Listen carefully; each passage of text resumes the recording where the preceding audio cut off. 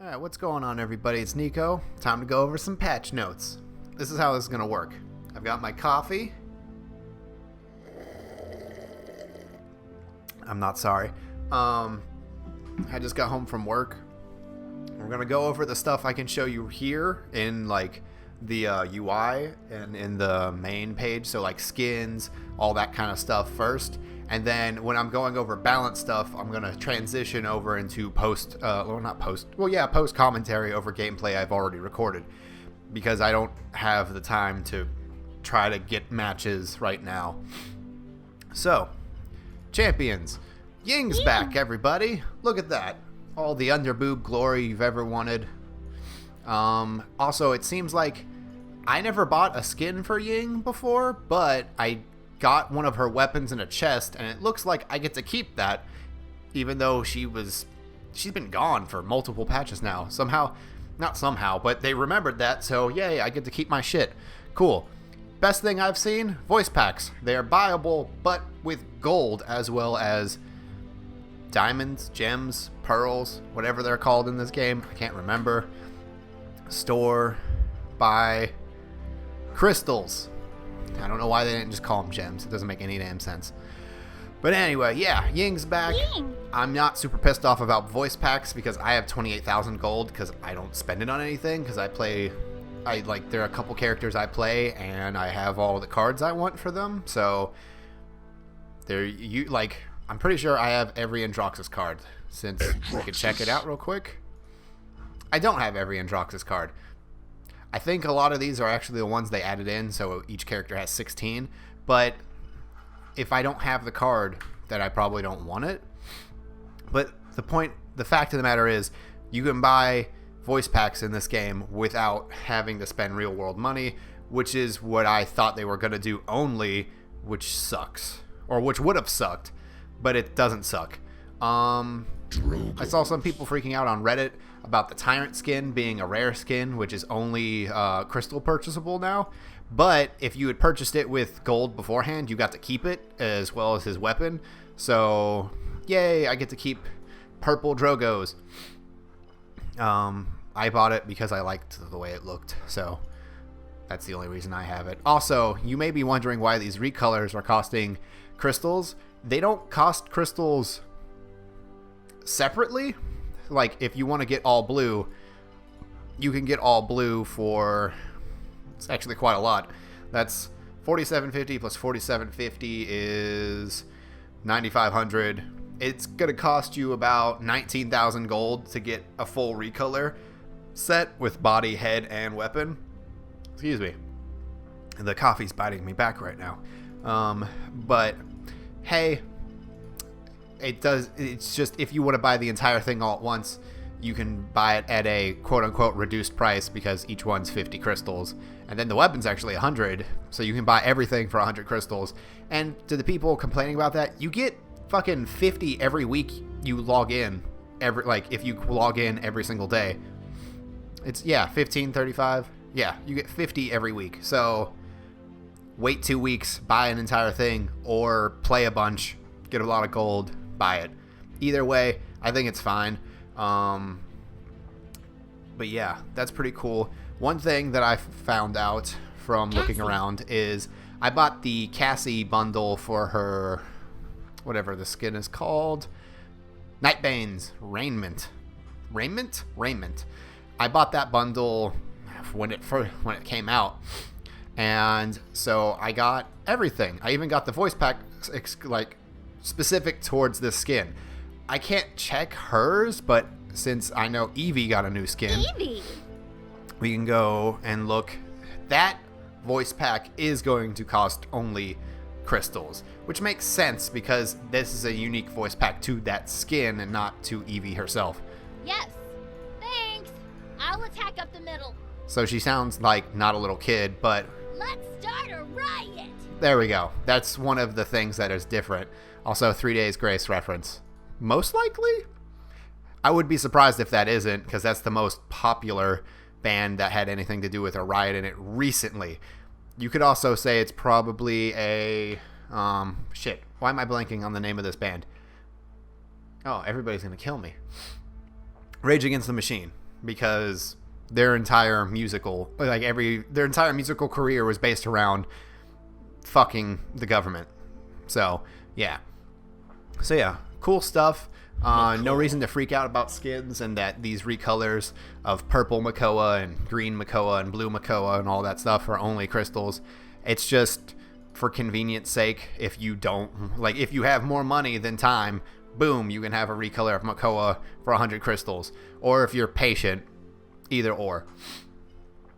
What else? I know, did Pip get more skins? He got more recolors, which doesn't look half bad, but I like his engineer, infiltrator, my bad, setup. I like the way that looks. I like the way the man scientist one looks, but I don't think I'll ever be able to get that because the referral is kind of broken, and when Trent started playing, his referral didn't go through, which kind of blows, because I probably would have had this already because we play together, not really often, but often enough.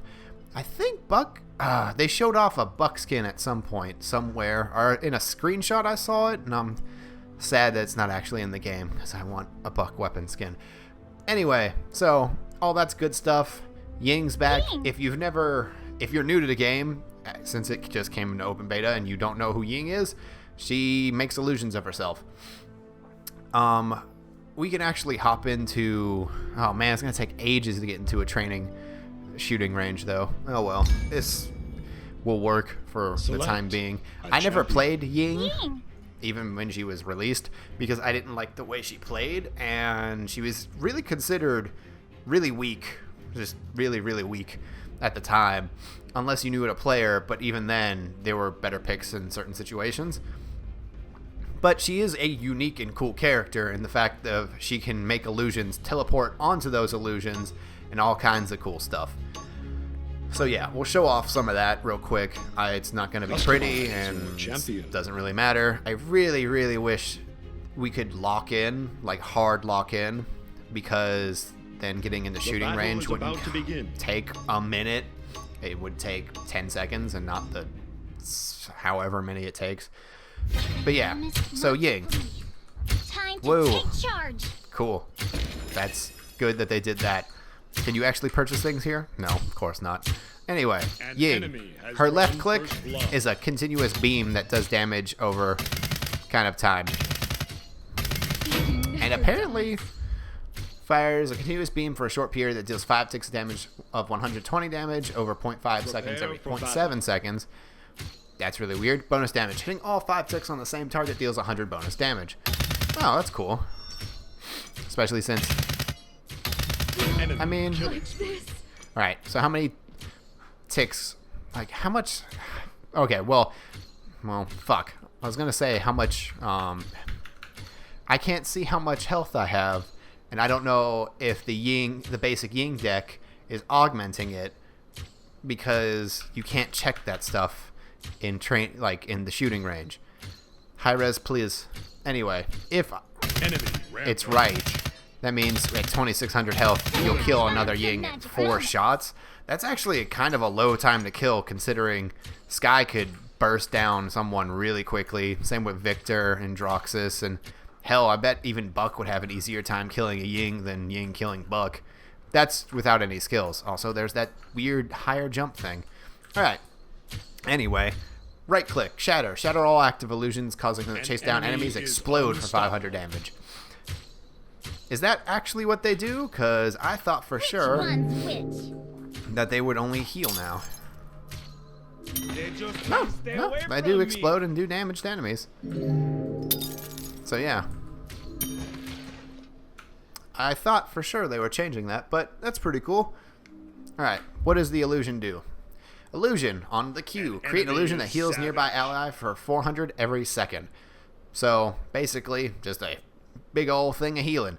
Dimensional link. For 4 seconds, swap locations with the furthest illusion. If none are deployed, it will take Ying to the location of the last active illusion. Removes debuffs on use. So, since my last illusion was over here, I can go there. And if I want to, I can go back. Basically, being a good Ying player utilizes being able to teleport within that window and confusing the enemy about where you are. Did I trick you? So, can do that and be like, oh, that's me now. Oh, no, it's not. And do all that kind of crazy shit. And then they get too close, blow them up. let's see. Oh, wrong button. I keep thinking tab works. Yeah, that's about it. Other than her ult, spawn a prism on every ally that heals 200 damage over 0.5 seconds every 1 second. So it heals 400 every second, just like her illusion, which I found kind of weird. We are stronger together.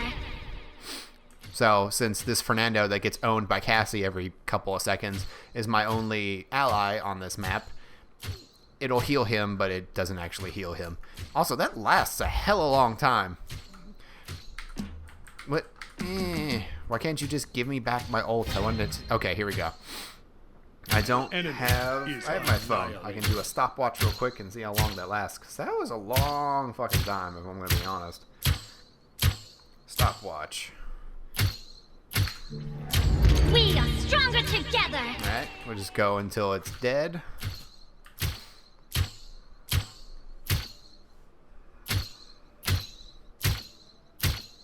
That's like, I mean, when I looked down after it went away, it was at 12 seconds. That could be kind of off just because, you know, from my eyes moving up to down could be kind of off. But if that actually heals for 400 for 12 seconds, that's a lot of healing. It's not as much as Grover, I don't think, but for a character who seems to want to do more damage than Grover, just because of these guys, then maybe it would make sense. Let's see. Oh, yeah. Okay, so that's Ying. If you want to know more about her and like really get the meat of her kit, you're going to have to watch someone who's way better with her, because I'm not good with her, and I'm going to have to try to practice a lot before I can even post a gameplay of her. So there's that. New Eevee skin is fucking cool. I wish I could buy it. I am broke as fuck right now, so that's not going to be happening anytime soon. Though that nerf to Eevee might make it to where I don't want to play her at all anyway, so who knows. Did she get a new weapon other than that guitar? Oh, you can just buy the guitar. That's kind of cool. Oh, there's this one. That looks nice. I might buy that with gold. Not gonna lie, that looks real cool. Anyway. Now we're going to go into the patch notes. So this is going to break for a second, but for me at least, you'll see a continuous stream of stuff that just kind of transitions over. So I'll see you on the other side. Alright, so now you can hear me again. Oh wait, I don't have to mute this. Haha, handy dandy new headphone jack for my A40's coming in super handy. Anyway, this time I make sure to use 2 videos. First, you're going to see a Grover gameplay that's about 8 minutes long, and then there's a Viktor gameplay after that's about 7 minutes long. So 15 minutes of talking about patch note stuff, whereas last time I think I only had an 11-minute video or something. I don't know. It wasn't long enough. I had to rush. But yeah, Ying's back. Went over her. She got cards. If you want to see all her cards and what they do and all the stuff, I'll link the patch notes in the description below. You can read through that. I can't go over all the cards and everything as well as the champions and like those kinds of things. It'll just take too long, even with 15 minutes of time to go over everything. Payload's back.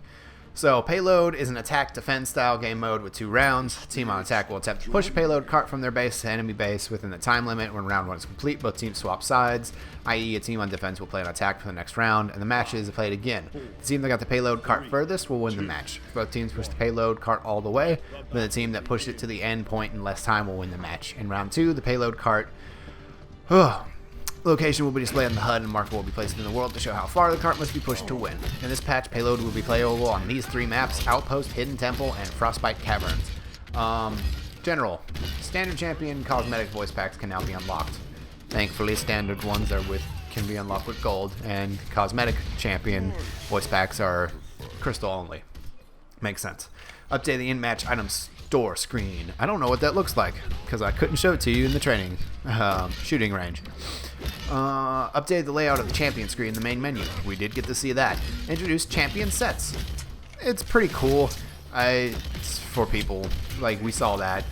Players can now view, unlock, and equip sets in the champion screen. Sets are grouped items for a champion that are themed to match. Improve the in-match loadout screen. I don't think we saw that. No, wait. Yeah, we did. When we started the shooting range one. It showed it. Also, this is, before I keep going, this is also the game I found out getting Wrecker on Grover, not the best idea. Just because you do a constant 300 damage to Fernando's shields no matter what. So getting Wrecker only makes it 600. So not great. But yeah, other than that, I don't know if that's been changed at all. I don't think it has. I don't see why it would be. But as far as I know, that's still a thing.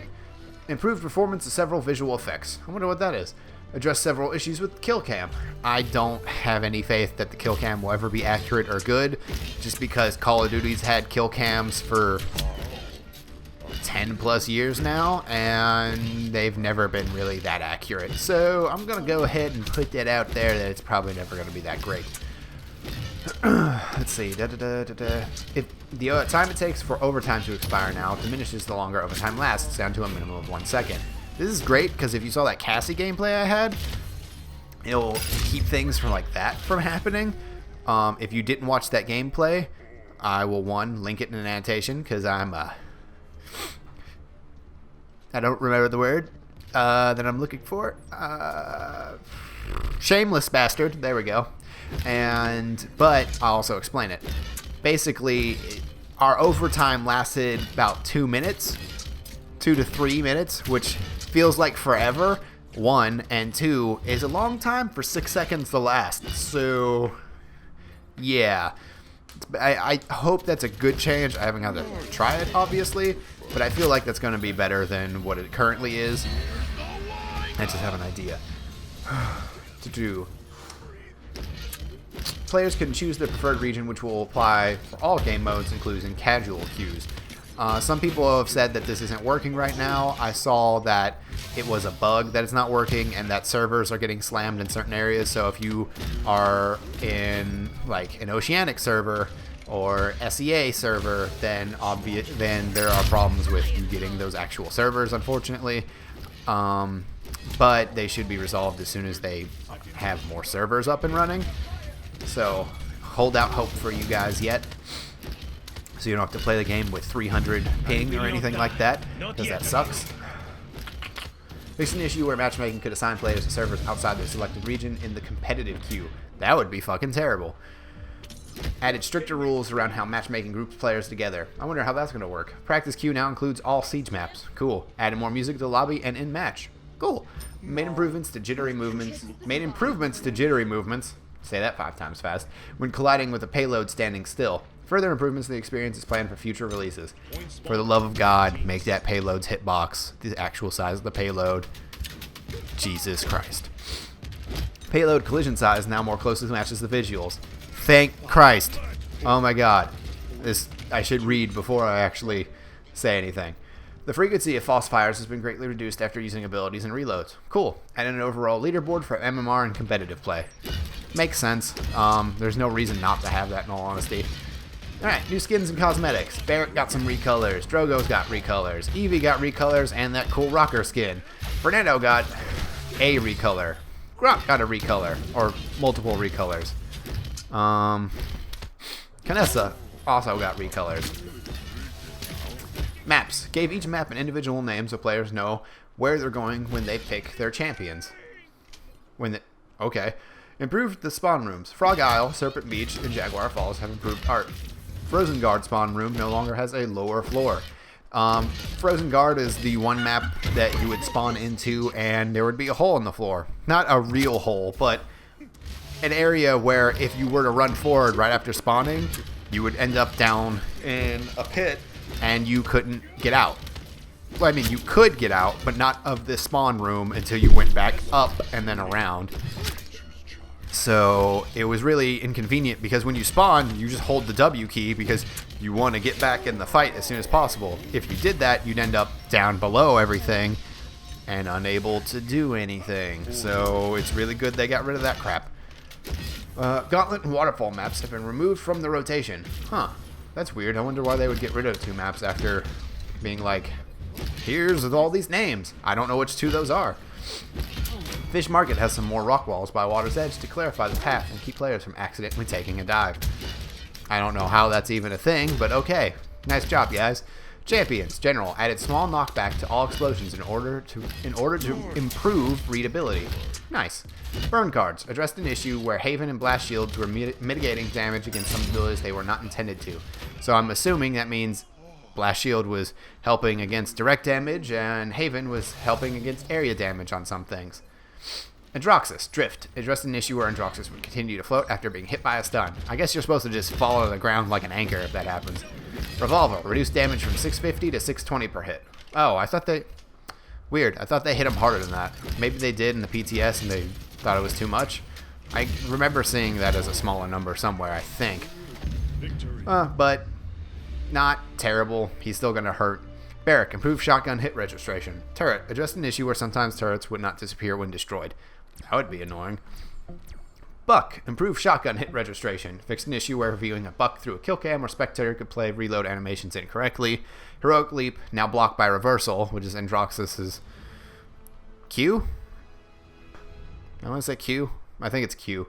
Heroic, and updated description to correctly say that heroic leap slows enemies by 50% for 1 second. Which is not that is a good slow, but for not long.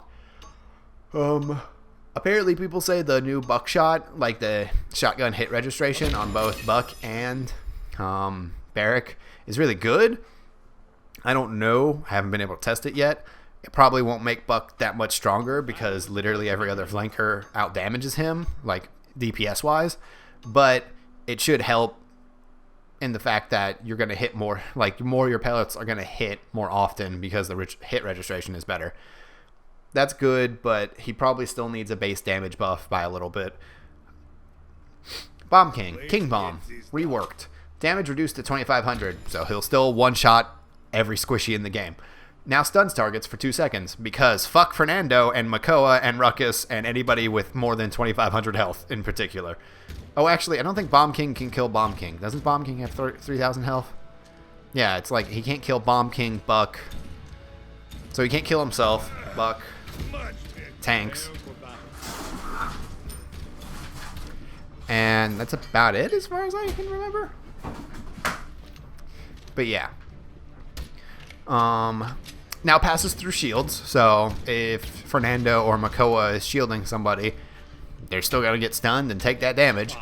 No longer deals increased damage to shields because it just goes through them, and no longer knocks back, which I didn't even know it did that because most people died from it. Eevee, Blink, now disabled during Cripple, no longer usable during Ice Block. RIP Eevee. Ice Block, fixed the bug where Ice Block would not protect against Drogo's ult. It's actually pretty useful because getting fucked up by Drogos while you're supposed to be invulnerable sucks balls. Ice Storm, fixed a bug where the visual effects for Ice Storm slow were playing at the victim's feet, which is weird and very specific. Cards, Over the Moon. I can actually go over this because there's only 3 cards.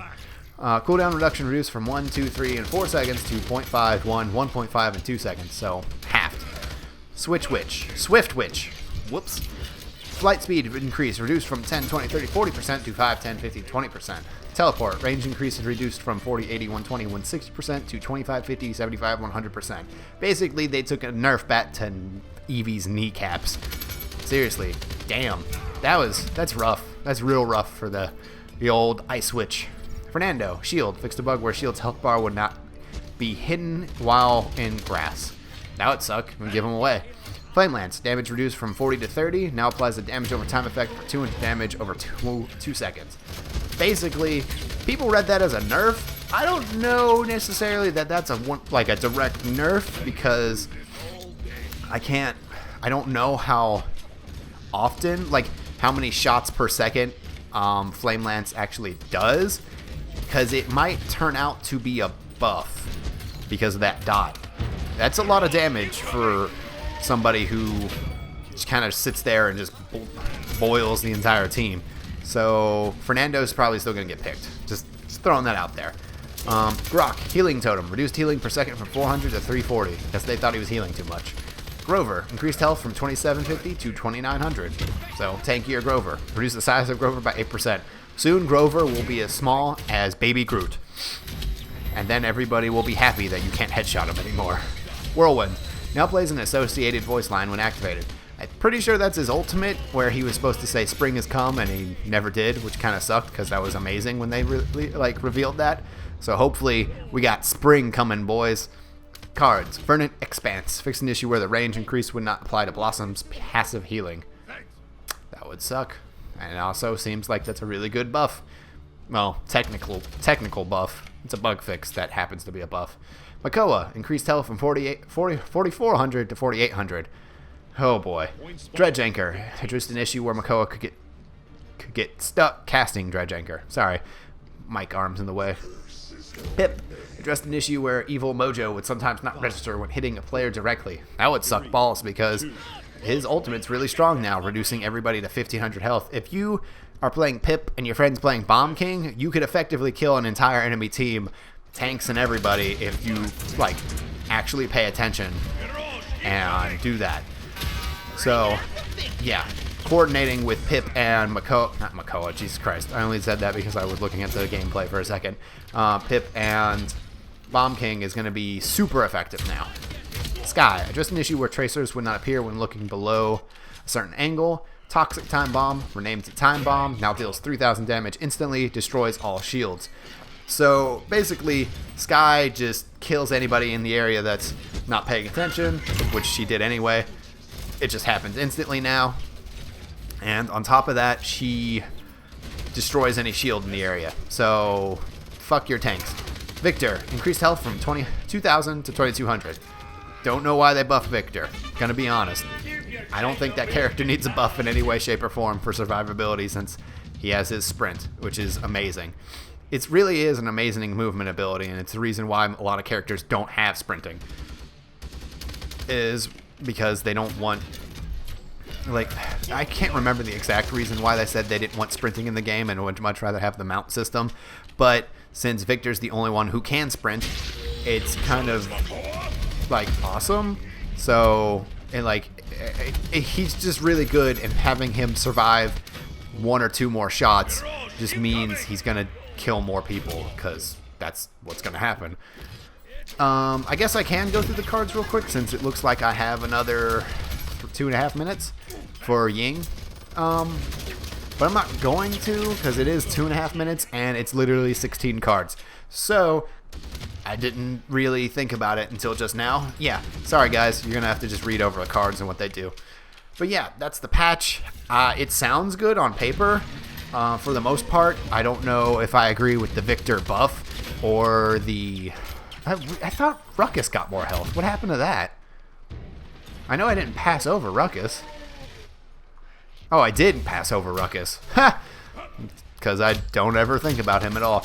Increased health from 4,000 to 4,400. Addressed an issue where Hexafire guns would start shooting immediately if the button was held down. Repulsor field reduced cooldown from 12 to 10 seconds. He's tankier now.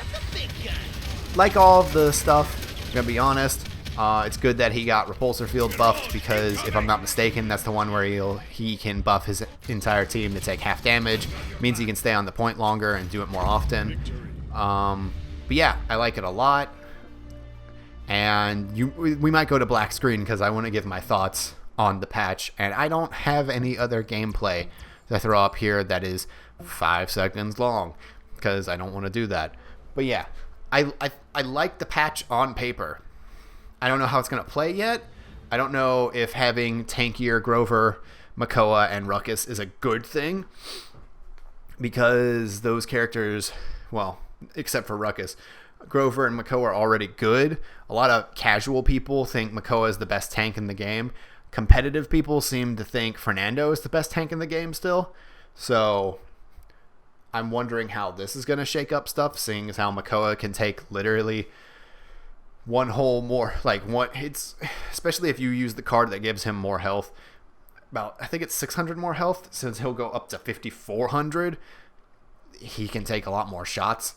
Having a tankier Grover just means he's going to be surviving longer and healing his team longer. I don't know how great that is. That's probably going to suck. But yeah, other than that, I like it a lot.